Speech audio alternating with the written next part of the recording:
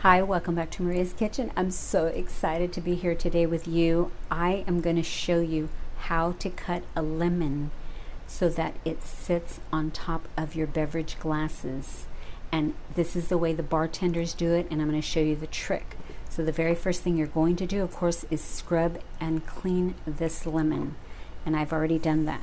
The next thing you're going to do is cut off the ends. So I'm cutting one end off and then the other end. So now you have it like this. Now we're going to cut it down the middle in half. That's it. So the next thing you're going to do is, this is where it comes in. You're going to cut it just halfway down the lemon on both of them. Halfway, not all the way down, but half. So now you're going to invert them, and we're going to slice them now all the way down, however thick you want them. I mean, you could do them thicker, thin. This is going to be to your preference. Okay, and I'm going to cut this other one and I'll be right back. Now I'm going to give you an example.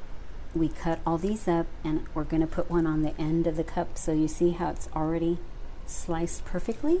Look how beautiful that is.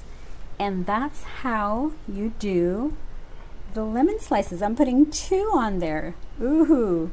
So enjoy this recipe, and you can use this on all of your dishes, and you can show people how to cut like a professional, like the bartenders do, your lemon slices. Have a good day. I'll be back with the scripture of the day. A reading from Psalms 90 this morning.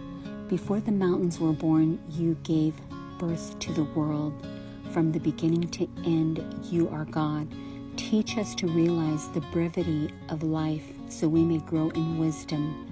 Satisfy us each morning with your unfailing love, so we may sing for joy to the end of our lives. Give us gladness in proportion to our misery. Give us back double for our trouble. Let us, your servants, see you work again. Let us see your miracles, signs, and wonders. Let our children see your glory. And may the Lord our God show us his approval and make our efforts successful.